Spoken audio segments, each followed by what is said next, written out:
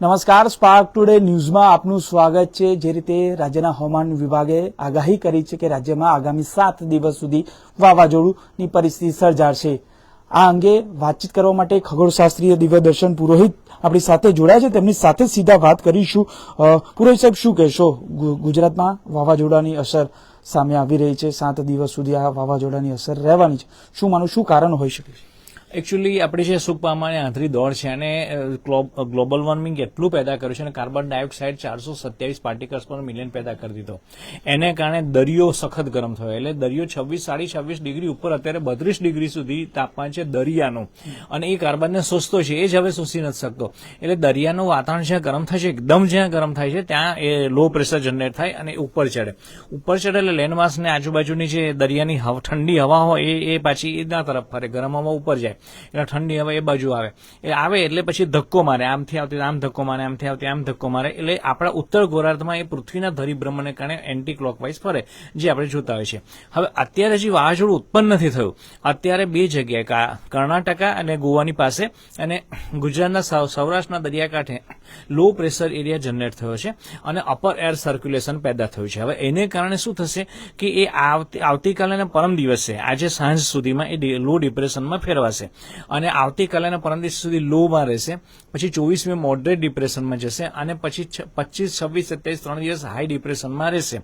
હવે in between જો દરિયાનું તાપમાન ગબડી ના પડે, એટલે ઓછું ના થાય, હ્યુમિડિટી ઓછી ના થાય, પવન ઓછો ના થાય, તો વાવાઝોડાની સંભાવના વધી જાય, તો ડિપ્રેશનમાંથી એ પછી ડીપ ડિપ્રેશનમાં ફેરવાય અને પછી જેમ આપણે બીપર જોઈને તોકતામાં જોયું તો એ પ્રમાણે એ સાયક્લોનિક સર્ક્યુલેશનમાં ફેરવાય અને સાયક્લોનમાં એટલે કે વાવાઝોડું ચક્રવાતની અંદર ફેરવાઈ જાય। એટલે આ પ્રકારની પદ્ધતિ છે, પણ હાલના તબક્કે અત્યારે તો લો પ્રેશર એરિયા ડેવલપ થયો છે ગુજરાતની ઉપર, અને જે આપણે વરસાદની વાતાવરણ જોઈ રહ્યા છે એમાં એ પણ એ બહુ એક મહત્વનું કારણ ધરાવે છે। જી પુરોહિત સાહેબ, જે પ્રકારે વાવાઝોડાની અસર છે, ભારે વરસાદ પડી શકે છે, શું માનવું છે? વરસાદ કેવો રહેશે? તો પછી જો અત્યારે વાત કરીએ તો અત્યારનો વરસાદ રહેશે 10 થી 15 mm, જ્યાં બહુ ભારે અતિ ભારે વરસાદ લખ્યું હોય કે કહેવાત હોય ત્યાં 15 થી 20 mm સુધીનો વરસાદ પડી શકે, 10-12 ઇંચ પડશે નહીં। અત્યારે આપણે ત્યાં ગુજરાતની વાત કરીએ તો 15 થી 21 જૂનની અંદર ચોમાસું ઓફિશિયલી એન્ટર થશે, વડોદરાની ખાસ વાત કરીએ તો।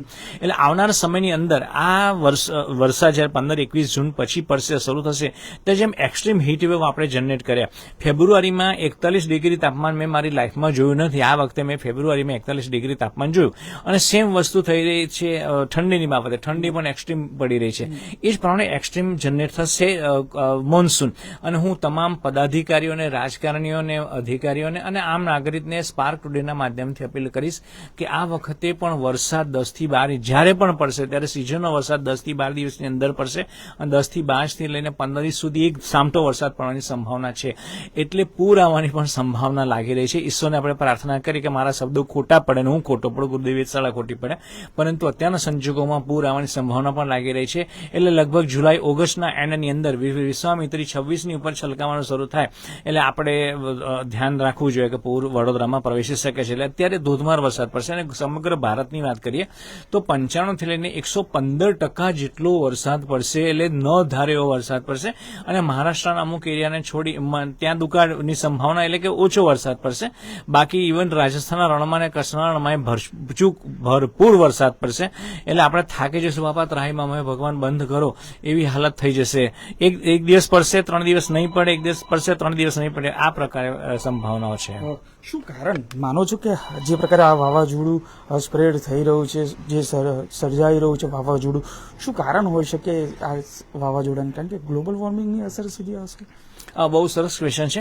એકચ્યુઅલી જોવા જઈએ તો અત્યાર સુધીમાં આપણે આપણા બાપદાદાઓએ જોયે છે, અને મેં પણ નાનપણમાં તમે બધા દર્શકો જોયા છે કે બંગાળની ઉપસાગર ખાડીની અંદર જ વરસાદ પડતો, એટલે વાવાઝોડા પેદા થતા હતા, અને આપણે ત્યાં છેલ્લા 50 વર્ષોમાં માત્ર 16 વાવાઝોડા આવ્યા છે, અને મોટાભાગના ઓમાન તરફ ફરી ગયા છે, અને બાકીના જે આવ્યા છે 5 થી 6 વાવાઝોડા ગુજરાત તરફ આવ્યા છે, જેમાં વાયુ છે, તોકતે છે, બીપર જોઈ ગયા વર્ષે આપણે જોયું, અને દર 1.5 વર્ષે હોય એક વાવાઝોડું આપણે ત્યાં અરબ મહાસાગરમાં પેદા થાય છે। અને આ જે વાવાઝોડાનું અત્યારે જ હું રૂટ જોઈ રહ્યો છું, એટલે વાવાઝોડું તો ના કહી શકાય, પણ અપર એ સાયક્લોનિક સર્ક્યુલેશન ડિપ્રેશન હાઈ ડિપ્રેશનમાં બદલાઈ જશે, એ શ્યોર છે ગુરુ શુક્ર શનિ સુધીમાં. અને પછી જો એ સાયક્લોનમાં બદલાય તો એનો જે માર્ગ છે એ માર્ગ ઘડીકમાં એ બીપરજોય જેવું જ રમતિયાર થશે. એને રમતિયાર શબ્દ એટલા માટે આપું છું કે ઘડીકવાર ઓમાન તરફ ફંટાશે પાકિસ્તાન બાજુ, ઘડીકમાં પાછું ગુજરાત તરફ ફંટાશે, ઘડીકમાં ઓમાન તરફ, ઘડીકમાં આપણી બાજુ. અને જો ઓમાન સુધીનો વચ્ચેનો દરિયો ઠંડો નહીં પડે અને એને જો દરિયાની તાકાત અને હવાનું બળ અને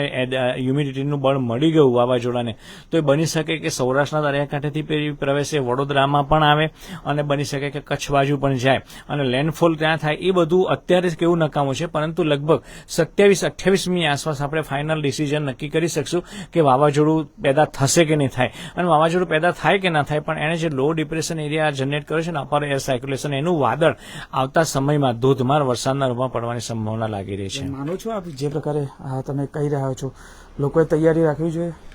બિલકુલ રાખવી જોઈએ. ડિઝાસ્ટર મેનેજમેન્ટ અને ભારત સરકારી બાબતમાં બહુ સક્રિય છે અને આપણા નાગરિકો પણ બહુ જાગૃત છે.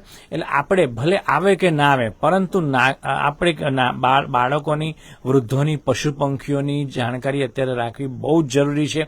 કેમ કે આવનારા સમયમાં વરસાદ બી ધોધમાર પડી શકે અને જો વાવાઝોડું સક્રિય થાય તો કઈ બાજુએ જશે, કઈ બાજુ લેન્ડફોલ થશે, અત્યારે કશું નક્કી નથી. એટલે ભલે ને એ કચ્છમાં બીપરજોય કચ્છમાં આવ્યું હતું, તો અહીંયા આપણે 80 કિલોમીટરથી 100 કિલોમીટરની વિન્ડ ગસ્ટ જોઈ હતી. અમારે વેરસણાના પડદાઓ પણ દાંડી સાથે નીચે પડીને તૂટીને પડ્યા હતા અને આપણા વડોદરાના હોર્ડિંગ્સ તૂટી ગયા હતા. તો જો એ વડોદરામાંથી પસાર થાય તો આપણે બહુ જ મોસ્ટ ડેન્જરસ પોઝિશનમાં મુકાઈએ, પરંતુ અત્યારના સંજોગોમાં એ હાલ લાગતું નથી. આ સંભાવના વ્યક્ત થઈ રહી છે. આપણે ઈશ્વરને પ્રાર્થના કરીએ કે હજી આપણી પાસે 10 દિવસ હાથમાં છે, ત્યાં સુધીમાં વાતાવરણ એવું બને કે અમન, યમન અને ઓમાન તરફ ફંટાઈ જાય વાવાઝોડું, અને એવું ના થાય તો દરિયો એવો એને તોડી પાડે, એનું અંદર બળ જ એને પેદા ના કરે કે દરિયામાં જ વિરમાઈ જાય વાવાઝોડું, પણ આપણે કોશિશ કરીએ. બિલકુલ. આ હતા દિવ્યદર્શન પુરોહિતજી અને તેઓ ખગોળશાસ્ત્રીય છે ને તેઓ સ્પષ્ટ કહી રહ્યા છે કે જે પ્રકારે આ વાતાવરણમાં પલટો આવ્યો છે, છેલ્લા ઘણા દિવસથી આ પલટો આવી રહ્યો છે અને હવે જે લો પ્રેશરના કારણે આ વાતાવરણમાં પલટો આવ્યો છે અને હવે તે વાવાઝોડા તરફ પ્રેરિત થઈ રહ્યો છે, ત્યારે હવે આગામી 7 દિવસ સુધી ગુજરાત રાજ્યમાં વાવાઝોડાની અસર સર્જાય તેવી પરિસ્થિતિઓ ઊભી થઈ રહી છે. ત્યારે તમામ લોકોએ કાળજી રાખવી પડશે, કારણ કે આ વાવાઝોડું આપ જુઓ કે અગાઉ પણ જ્યારે વડોદરામાં આ પ્રકારની પરિસ્થિતિ સર્જાઈ હતી, જે વાતાવરણમાં પલટો આવ્યો, 70 ની 80 ની સ્પીડે જે પવન ફૂંકાતો હતો, ક્યાંક કેટલાક બેનરો પડી ગયા હતા, ક્યાંક કેટલા લોકો ઝાડો પણ પડી. લોકોએ હવે જાગૃતતા રાખવાની છે, લોકોએ તૈયારી રાખવી છે. જે પ્રકારે પુરોહિત સાહેબ કરી રહ્યા છે કે જે જૂન મહિનામાં જે વરસાદ જે શરૂ થશે તે લગભગ 95 થી 100% આજુબાજુ આ વરસાદ થવાનો છે. એટલે આ વખતે પણ ફરી એક વખત ગુજરાતમાં અને વડોદરામાં 18 ઇંચ સુધીનો વરસાદ પણ પડી શકે છે. કેમેરામેન રાહુલ કપ્તાની સાથે Surat Solanki, spark today news, Vadodara.